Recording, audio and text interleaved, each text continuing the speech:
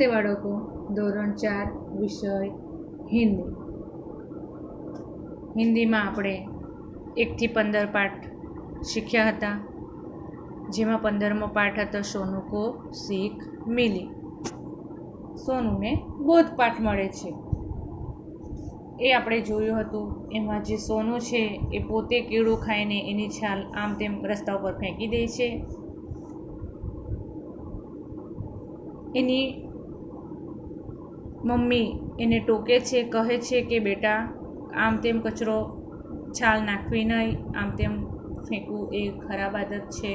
પરંતુ સોનુ માની શિખામણ ધ્યાન પર લેતો હોતો નથી અને એક દિવસ એ કેળું ખાઈને એની છાલ રસ્તા ઉપર ફેંકી દે છે અને પછી એને આકાશમાં એક ઉડતી પતંગ દેખાય છે. એ પતંગ લેવા માટે દોડે છે. જેવો દોડે છે તેવો જ એનો પગ એણે ફેંકેલી છાલ ઉપર પડી જાય છે અને એ લપસી પડે છે. લપસી પડવાથી એને વાગે છે. પછી એના ઘૂંટણની અંદર એમને વાગે છે. પછી સોનુ પોતે કસમ ખાય છે કે આજ પછી હું ફળોની છાલને આમ તેમ ફેંકીશ નહીં અને એને હંમેશા ટોકરીની અંદર જ નાખીશ. અને એને શીખ મળે છે. પોતે છાલ પર પગ પડવાથી પડી જાય છે, એને ઘૂંટણની અંદર વાગે છે, તો એને એક બોધપાઠ મળે છે કે આ કેળાની છાલ પર મેં પગ મૂક્યો ને પડ્યો ને મને વાગ્યું, કોઈ બીજું પડ્યું હોત તો એમને પણ વાગતે. એટલે એને પોતાને ભૂલ સમજાય છે અને પછી એ પણ પોતે કસમ ખાય છે કે આજ પછી હું ફળોની છાલ આમ તેમ ફેંકીશ નહીં અને હંમેશા એને ટોકરીમાં નાખીશ. એ આપણે જોયું હતું. એના શબ્દાર્થ મેં તમને 3 વાર લખવા માટે આપ્યા હતા. એમનું સ્વાધ્યાય હતું, એ સ્વાધ્યાય તમારે કરવાનું હતું. હવે એના પછી આગળનો જે પાઠ છે એ આપણે પાઠ જોઈશું. પાઠ નંબર 16 ડાકિયા. અહીં આપણને શબ્દાર્થ આપ્યા છે. આપણે શબ્દાર્થ જોઈશું. ડાકિયા એટલે કોણ થાય? આપણને ખબર છે. ડાકિયા એટલે ટપાલી. કોણ થશે? ટપાલી. ડાકિયા ટપાલી. ડાકઘર એટલે કે પોસ્ટ ઓફિસ. પત્રિકા એટલે સામયિક મેગેઝિન. ડાક એટલે ટપાલ અથવા તો પત્ર. કંધા એટલે ખંભો. થેલા એટલે થેલો. રાહ દેખના એટલે વાટ જોવી. અહીંયા જે શબ્દાર્થ આપ્યા છે એ શબ્દાર્થ તમારે 3 વાર લખવાના રહેશે. અહીંયા આપણને એક ચિત્ર આપ્યું છે. એમાં ટપાલી છે, ડાકિયો છે, એને આપણે શું કહેવાય? ટપાલી. ટપાલી છે એ ટપાલ પત્ર આપી રહ્યો છે, એનું ચિત્ર અહીં આપણને દેખાય છે. ય કિસકા ચિત્ર હૈ? આ શાનું ચિત્ર છે? તો ય એક ડાકે કા ચિત્ર હૈ. તો આ એક ટપાલીનું ચિત્ર છે. ડાકે કા નામ રામદયાલ હૈ. અહીં આપણને જે ટપાલ આપી રહ્યો છે એનું નામ શું છે? ટપાલીનું નામ શું છે? રામદયાલ છે. શું નામ છે એમનું? રામદયાલ. ય ડાકઘર મેં કામ કરતા હૈ. ટપાલી છે એ ટપાલી ક્યાં કામ કરે છે? તો ડાકઘર એટલે કે પોસ્ટ ઓફિસમાં કામ કરે છે. इसके कंधे पर पीले रंग का थैला है. थैला એટલે કે થેલો. હવે કંધે એટલે એનો ખંભો. હવે આ રામદયાલના ખભા ઉપર એક પીળા રંગનો થેલો છે. થેલે મેં પત્ર, પત્રિકાએ और पार्सल है. હવે આ થેલાની અંદર શું છે? તો પત્ર. પત્રિકા એટલે કે સામયિક મેગેઝિન और पार्सल અને પાર્સલ છે. ય ઘર ઘર જાકર ડાક બાંટતા હે. હવે ટપાલી શું કરે છે? પોસ્ટ ઓફિસમાં એને આવેલા જે કંઈ પાર્સલ હોય, પત્ર હોય, પત્રિકાએ હોય, સામયિકો હોય, મેગેઝિનો હોય એ પોતાના થેલાની અંદર લઈ અને જે સરનામે પહોંચાડવાનું હોય છે એ સરનામે એ આપવા માટે જાય છે. એટલે ટપાલી ઘર ઘર જઈને ડાક એટલે કે પત્ર, ટપાલ આપે છે. બાંટતા એટલે કે આપે છે. લોક ડાકે કી રાહ દેખતે હૈ. લોકો ટપાલીની રાહ જુએ છે. પહેલાંના સમયમાં જ્યારે મોબાઈલની સગવડ સુવિધાઓ ન હતી ત્યારે શેનાથી લોકો એકબીજાઓ સાથે વાતો કરતા હતા તો ટપાલ દ્વારા, એકબીજાને પત્ર લખીને. તો કહે છે કે લોકો ટપાલીની રાહ જોઈને બેઠા છે. ડાકિયા હમ સબકા મિત્ર હે. ટપાલી હમ એટલે કે આપણા સૌનો મિત્ર છે. અત્યારે તો મોબાઈલનો યુગ આવી ગયો, એટલે ખાલી ફોન નંબર જ ડાયલ કરો એટલે આપણે જ્યાં વાત કરવી હોય ત્યાં આપણે વાત કરી શકીએ છીએ. પરંતુ પહેલાં ટેલિફોનની સુવિધાઓ હતી નહીં, એટલે લોકો એકબીજાને પત્ર લખીને એકબીજાના સુખ દુઃખની વાતો એ પત્ર દ્વારા કરવામાં આવતી હતી. કંઈક પણ લખવાનું હોય તો ટપાલ દ્વારા મારફતે લખતા, પત્ર દ્વારા લખતા હતા. વહ સમાજ કા સચ્ચા સેવક હે. તો ટપાલી એ આપણા સમાજનો સાચો સેવક છે. કેમ કે ટપાલી પોતે પત્ર પાર્સલ લઈને જ્યાં સરનામું હોય ત્યાં પોતે જઈને આપે છે, એટલે એક સાચો સેવક છે. હવે અહીં નીચે સ્વાધ્યાય આપ્યું છે, એ સ્વાધ્યાય જોઈશું. નિમ્નલિખિત હિન્દી શબ્દો કે સામને ગુજરાતી શબ્દ લીખીએ. અહીં આપણને હિન્દી શબ્દ આપ્યા છે, તો હિન્દી શબ્દના આપણે ગુજરાતી શબ્દ લખશું. પરીક્ષાની અંદર પણ પૂછી શકાય કે હિન્દી શબ્દો કે સામને ગુજરાતી શબ્દ લીખીએ, ગુજરાતી શબ્દ કે સામને હિન્દી શબ્દ લીખીએ. તો આપણને આવડવા જોઈએ. ડાકિયા, તો ડાકિયા એટલે શું થશે? ટપાલી. શું થશે? ટપાલી. તો અહીં આપણે લખશું ટપાલી. કંધા, તો ખંભો. થેલા, તો થેલો. ડાકઘર, તો પોસ્ટ ઓફિસ. ડાક, તો ટપાલ. અને રાહ દેખના એટલે વાટ જોવી. સ્ક્રીનશોટ પાડી લેજો બાળકો, અને સ્ક્રીનશોટ પાડીને તમારે ચોપડીની અંદર લખવાનું છે, તેમજ શબ્દાર્થ લખાઈ જાય 3 વાર. પછી આ સ્વાધ્યાયનો પ્રશ્ન 1 નોટની અંદર લખવાનો છે. હવે નીચે પ્રશ્નોના જવાબ આપ્યા છે તે લખવાના. પ્રશ્નો આપ્યા છે તો હવે આપણે એના જવાબ લખશું. ડાકિયે કા નામ ક્યા હે? અહીં આપણને પૂછ્યું છે કે આ ટપાલી છે એ ટપાલીનું નામ શું છે? તો અહીં આપણને આપ્યું છે કે ડાકિયે કા નામ રામદયાલ હે. તો અહીં ટપાલીનું નામ આપણને આપ્યું છે. શું નામ આપ્યું છે? રામદયાલ. તો આપણે લખશું કે ડાકિયે કા નામ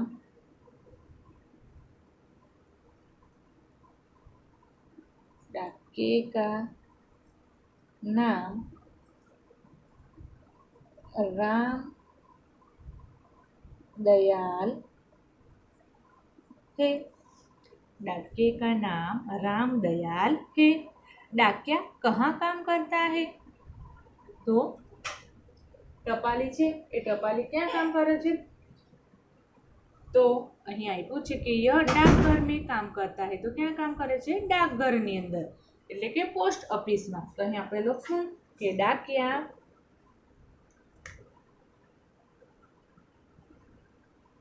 डाकघर में काम करता है. આગળ ત્રીજો સવાલ, ડાકિયે કે થેલે में क्या क्या है? જે ટપાલીએ પીળા રંગનો જે થેલો લગાવેલો છે, ખંભે લટકાવેલો છે, તો એની અંદર શું શું છે? તો પત્ર, પત્રિકાએ और पार्सल है. તો અહીં આપણે લખશું કે ડાકિયે કે થેલે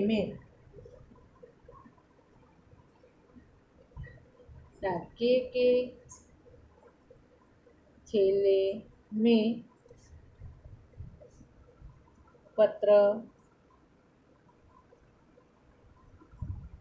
पत्रिकाएं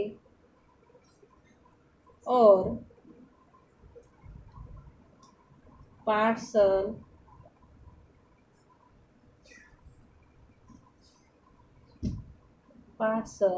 है. ત્યાર પછી આગળ જોઈશું ડાકિયા ક્યાં કામ કરતા હે. તો ટપાલી શું કામ કરે છે? તો ઘર ઘર જાકર ડાક બાંધતા હે. તો અહીં આપણે લખશું કે ડાકિયા ક્યાં કામ કરતા હે. તો લખશું कि डाकिया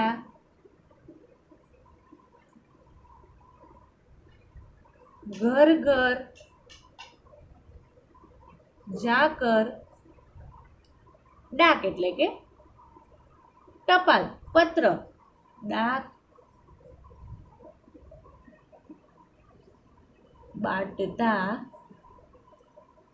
है। फरी एक बार આપણે પ્રશ્નોના જવાબ જોઈશું।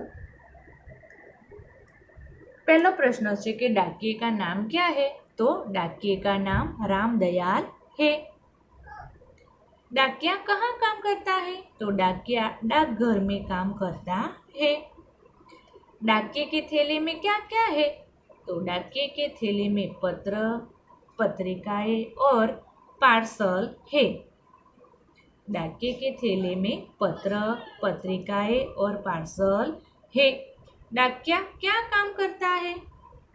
तो डाकिया घर घर जाकर डाक बांटता है। અહીં બાળકો આ પ્રશ્નોના સ્ક્રીનશોટ પાડી લેજો અને સ્ક્રીનશોટ પાડીને તમારે તમારી નોટ ચોપડીની અંદર પણ લખવાનું છે તેમજ સ્વાધ્યાય નોટની અંદર પણ લખી લેવાનું છે। પ્રશ્નોનો સ્ક્રીનશોટ પાડી લેજો। ત્યાર પછી ઉપર હિન્દી શબ્દોને સામે ગુજરાતી શબ્દો એનો પણ સ્ક્રીનશોટ પાડી લેજો। डाकिया एटले टपाली, थेला एटले थेलू, डाक एटले टपाल, कंधा एटले खंभो, डाकघर एटले पोस्ट ऑफिस, राह देखना एटले वाट जोई। तो बाळको अहीं आपणो आ पाठ 16 डाकिया पाठ पूर्ण थाय छे। जे शब्दार्थ आप्या छे ए 3 वार लखवाना छे। પછી અહીં જે સ્વાધ્યાય આપ્યું છે એ સ્વાધ્યાય તમારે નોટની અંદર એકવાર લખવાનો છે। નમસ્તે બાળકો, ધોરણ 4 વિષય હિન્દી। હિન્દીની અંદર આપણે પાઠ 1 થી 16 શીખ્યા હતા, જેમાં 16મો પાઠ હતો ડાકિયા એટલે કે ટપાલી। ડાકિયાને શું કહેવાય? ટપાલી। એના શબ્દાર્થ તમારે 3 વાર લખવા માટે આપ્યા હતા, તેમજ સ્વાધ્યાય એ પણ ચોપડીની અંદર પણ કરવાનું હતું, તેમજ નોટની અંદર પણ કરવાનું હતું। હવે એના પછી આગળનો પાઠ જોઈશું, પાઠ નંબર 17 टोपी और जूता। टोपी और जूता। जूता एटले बूट, टोपी एटले टोपी। हवे टोपी अने बूट बने एकबीजा साथे वातो करी रह्या छे। मारू काम शुं छे? टोपी के मारू आ काम छे, बूट के मारू आ काम छे। बने एकबीजा साथे वातो करी रह्या छे। तो आपणे ए लोको शुं वातो करे छे एना विશે આપણે જોઈશું। અહીં પહેલા આપણને શબ્દાર્થ આપ્યા છે। शब्दार्थ है बाते बनाना एटले के मोटी मोटी वातो करवी। बाते बनाना एटले मोटी मोटी वातो करवी। धूप एटले तड़को, इज्जत एटले आबरू, शायद एटले भाग्येज, कदाच भाव बढ़ना एटले महत्व वधी जवुं, कीचड़ एटले कादव। तो आ शब्दार्थ है। हवे अहीं आ टोपीनो चित्र आप्युं छे अने आ बूटનું ચિત્ર છે। બંને એકબીજાઓ સાથે વાતો કરે છે। તો આપણે જોઈએ કે એ લોકો બંનેની વાતો શી છે। ટોપી, तू पैरों में रहता है, तू छोटा है। मैं सिर पर रहती हूँ, मैं बड़ी हूँ। जूता, मैं पैरों में रहता हूँ पर काम कितना बड़ा करता हूँ। टोपी, तू और बड़ा काम खाली बातें बनाता है। जूता, देखिए मैं पाँव को कंकड़, पत्थर, कांच आदि से बचाता हूँ। मेरे कारण मिट्टी, कीचड़ में भी पाँव गंदे नहीं होते। टोपी, मैं भी आदमी के सिर को धूप और धूल से बचाती हूँ। मैं आदमी की इज्जत बढ़ाती हूँ। जूता, तू सिर पर न हो तो भी आदमी का काम चलता है, पर मेरे बिना तो काम बिल्कुल नहीं चलता। देख लो सड़क पर चलते लोगों को। टोपी शायद ही किसी के सिर पर हो, पर बिना जूते या चंपल के कोई नहीं होता। आज आदमी की इज्जत उसके जूतों से होती है। टोपी, हाँ, आजकल तेरा भाव बढ़ गया है।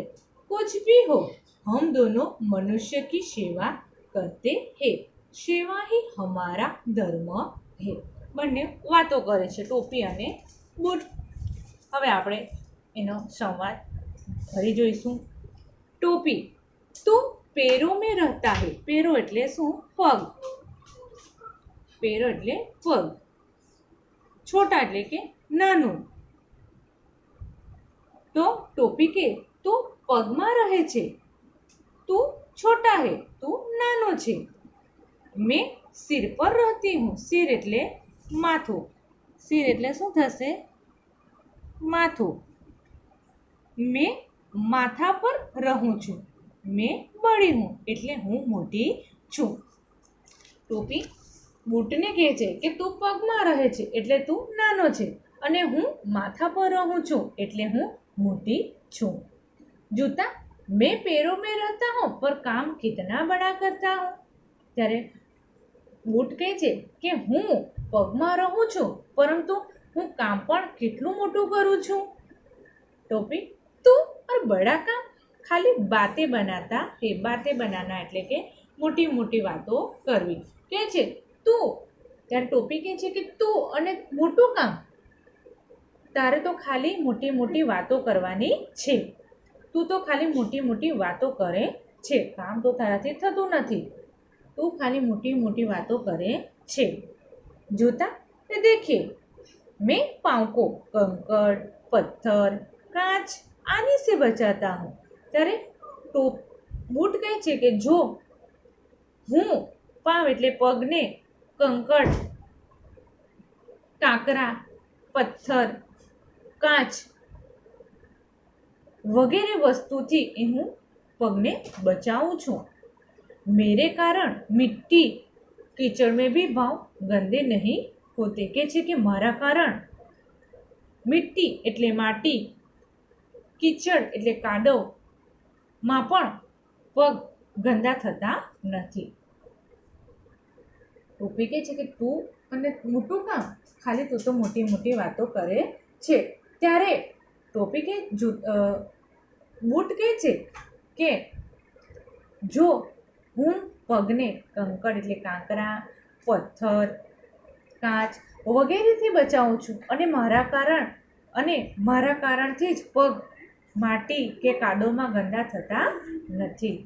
टोपी, मैं भी आदमी के सिर को धूप और धूल से बचाती हूँ। धूप एटले तड़को। धूप एटले तड़को અને ધૂળ એટલે ધૂળ। તો ત્યારે આટલી વાત કરે છે બૂટ, ત્યારે ટોપી પણ પોતાની વાત રજૂ કરે છે અને કહે છે કે મેં પણ આદમી એટલે કે માણસના સિર પર એટલે કે માથા પર ધૂપ અને ધૂળ, તડકો અને ધૂળથી બચાવું છું। મેં આદમી की इज्जत बढ़ाती हूँ। इज्जत એટલે કે આબરૂ। इज्जत એટલે શું થશે? આબરૂ। કહે છે કે હું માણસના માથા પર રહીને એમને તડકાથી બચાવું છું, ધૂળથી બચાવું છું અને હું માણસની આબરૂ વધારું છું। ત્યારે બૂટ કહે છે કે તું સિર પર ન हो तो भी आदमी का काम चलता है। ત્યારે બૂટ કહે છે કે તું લોકોના માથા પર ના હોય તો પણ લોકો એના વગર કામ ચલાવી લે છે, पर मेरे बिना तो काम बिल्कुल नहीं चलता। परंतु मारा वगर तो काम जरा पण थतुं नथी। ज्यां जवुं होय त्यां मने लईने साथे जाय छे, मारा वगर कोई निकळतो नथी। देख लो सड़क पर चलते लोगों को। टोपी शायद ही किसी के सिर पर हो, पर बिना जूते या चंपल के कोई नहीं होता। कहे छे कि तू માથા પર ના હોય તો પણ લોકો એના વગર કામ ચલાવી લે છે, પરંતુ મારા વગર, બૂટ ચંપલ વગર તો બિલકુલ કોઈ કામ ચલાવી લેતું નથી. જો આ સડક પર જતા લોકોને ભાગ્યે જ કોઈએ માથા ઉપર ટોપી પહેરી હશે, પરંતુ વગર ચંપલ અને બૂટ પહેરીને કોઈ જતું તને દેખાશે નહીં. બધા જ બૂટ અને ચંપલ પહેરીને જતા હોય છે. आज आदमी की इज्जत उसके जूतों से होती है. आज હવે લોકોની આબરૂ હવે એના બૂટથી થાય છે. ટોપી, હા આજકાલ તેરા ભાવ बढ़ गया है. ભાવ बढ़ना એટલે કે મહત્વ વધી જવું. ત્યારે ટોપી નમતું મૂકી દે છે અને કહે છે કે હા હા હવે આજકાલ તારો ભાવ વધી ગયો છે, તારું મહત્વ વધી ગયું છે, લોકો તને જ પહેરીને જાય છે, ચંપલ પહેરીને જ જાય છે, મારી ટોપીનું તો કોઈ મહત્વ નથી. કે ભાગ્યે જ કોઈના માથા ઉપર જોવા મળશે, પરંતુ ચંપલ બૂટ પહેરવા વગર કોઈ જતું નથી. એટલે કહે છે કે તારું મહત્વ વધી ગયું છે. कुछ भी हो हम दोनों मनुष्य की सेवा करते हैं. પરંતુ કંઈ પણ હોય પણ આપણે બંને મનુષ્યની એટલે કે માણસની સેવા કરીએ છીએ. તું પણ કામ કરે છે, બૂટને કહે છે કે તું પણ માણસની સેવા કરે છે અને હું પણ માણસની સેવા કરું છું.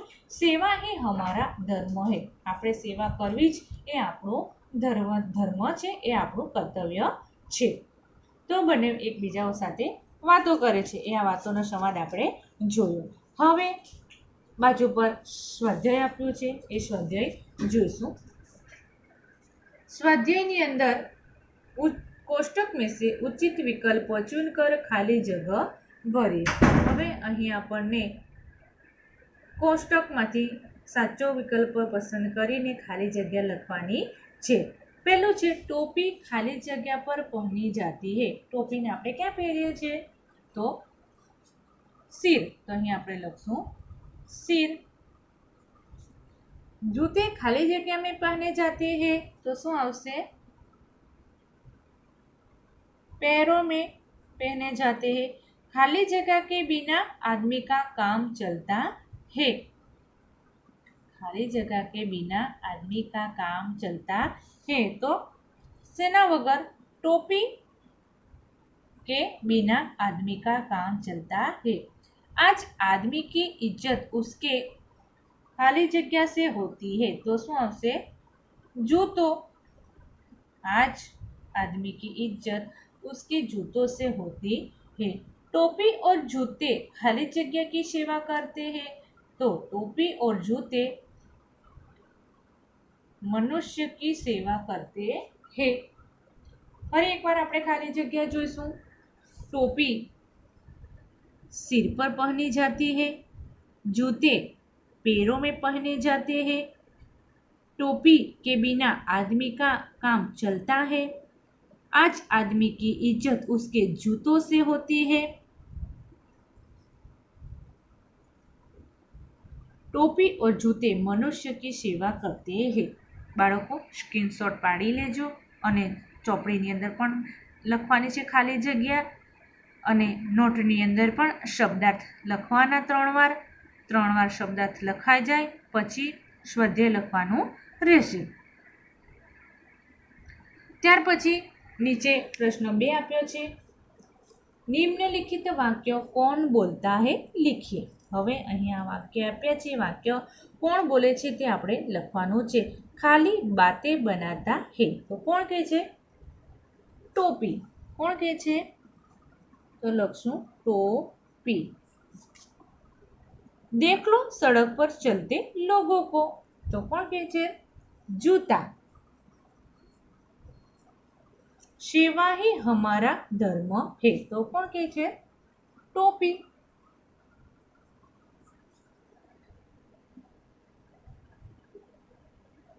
સ્ક્રીનશોટ પાડી લેજો અને ચોપડીમાં તેમજ નોટની અંદર લખવાનું છે. હવે અહીં પ્રશ્ન 3 આપ્યો છે. નિમ્નલિખિત પ્રશ્નો કે उत्तर लिखिए.